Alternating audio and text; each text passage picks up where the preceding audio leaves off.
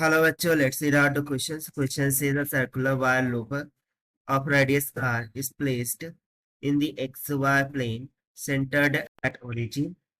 A square loop of side A, where a is very very less than r, having two turns, is placed with its center at z is equals to under root 3 of r along the axis of the circular wire loop as shown in figure. The plane of a square loop makes an angle of 45 degrees with respect to the axis if the mutual inductance between the loops is given by mu naught a square by 2 to the power p by 2 times par, then the value of p is. यहाँ पर आप diagram में देख सकते हैं कि x Y Z plane है, उसमें एक सर्कुलर लूप को प्लेस किया गया है जिसका रेडियस कैपिटल आर की इक्वल है और at some distance z is equal to under three of are.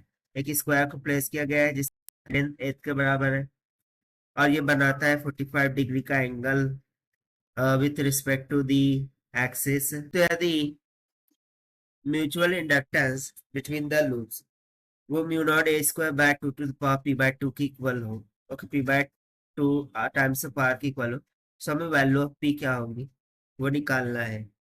तो चलिए स्टार्ट करते हैं सोल्यूशन से, but before of its let's talk about the key concept which we are going to use here for this question. So यहाँ पर Biot-Savart law derivation concept का use करेंगे and then we would say that the magnetic field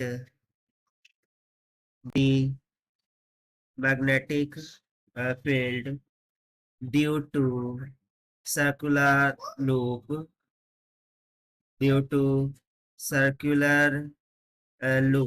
on the square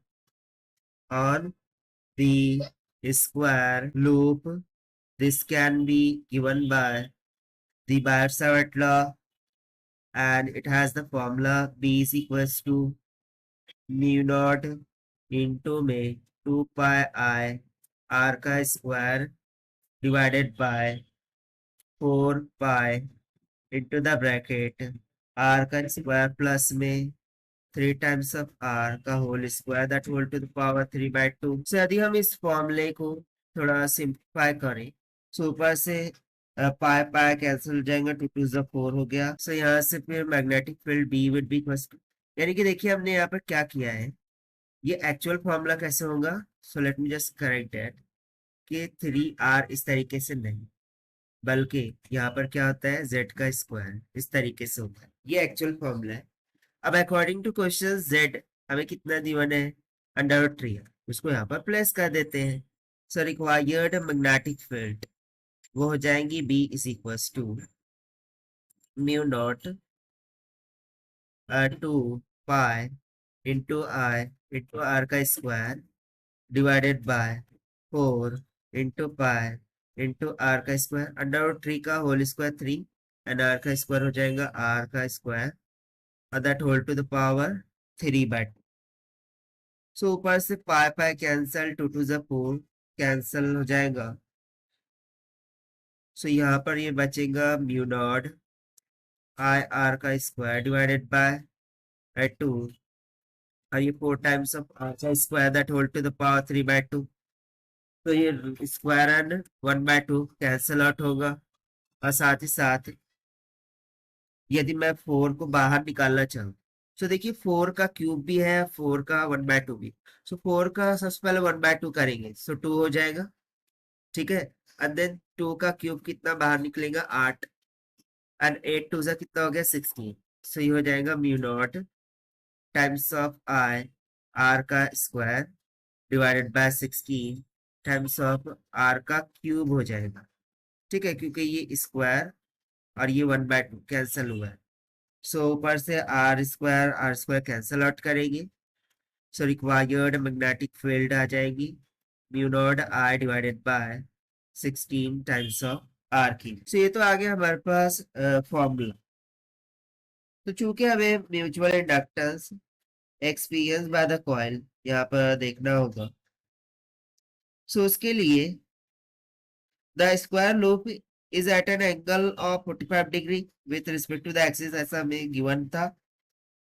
सो उसको हमें यहाँ पर consider करना होगा। So since we remember that the magnetic flux phi is nothing but equals to b into a cosine of theta, जहाँ पर भी magnetic field ए area और theta will be the angle in between area vector and magnetic field, जहाँ पर B तो हमने यहाँ पर फाइंड आउट किया है, और जो एरिया वेक्टर होगा वो बेसिकली एरिया ऑफ स्क्वायर हो।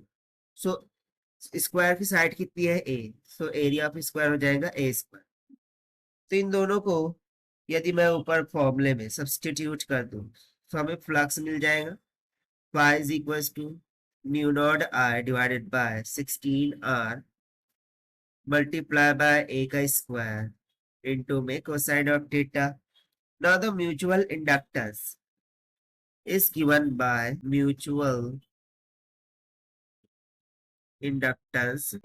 by M is equals to capital N into phi divided by I, जहाँ पर कैपिटल है number of turns, 5 flux current को इंडिकेट करते हैं। So this is equals to, according to question, total number of turns are only 2। This is mentioned into the question already.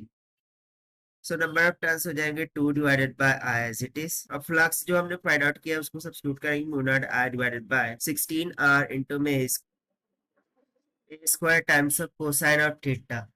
So theta का मान हम रख देंगे 45। सो कोसाइन ऑफ 45 ये होता है 1/√2 के इक्वल। सो यहाँ पर हो जाएगा 1/√2। सो यहाँ पर देखिए 2 1 2 2 8 16 चल जाएगा। अब इस 8 को मैं 2 का क्यूब इस तरीके से लिख सकता हूँ, यहाँ पर √2 है यानी कि 2 का पावर 1/2 है। साथ ही साथ यहाँ पर आई से आई भी कैंसिल आउट हो गया। सो हमें म्यूचुअल इंडक्टेंस मिल जाएगा M is equals to mu naught into में ए का स्क्वायर डिवाइडेड बाय 2 का पावर 3 और प्लस में वो √2 का पावर 1/2 इसमें ऐड कर दिया, multiply by R। So 2 3 6 6 + 1 7। So यहाँ पर म्यूचुअल इंडक्टेंस आ जाएंगी M is equals to mu naught a square divided by 2 to the power 7 by 2 times of R. Now as per the given, ये हमें किसकी इक्वल दिया था, mu naught a square divided by 2 to the power p/2 times of R। So compare करने पर हमें p का value मिल जाएगा 7 की इक्वल, और यही हो जाएगा हमारा required answer for this question. I hope you understand well. Best of luck, thank you.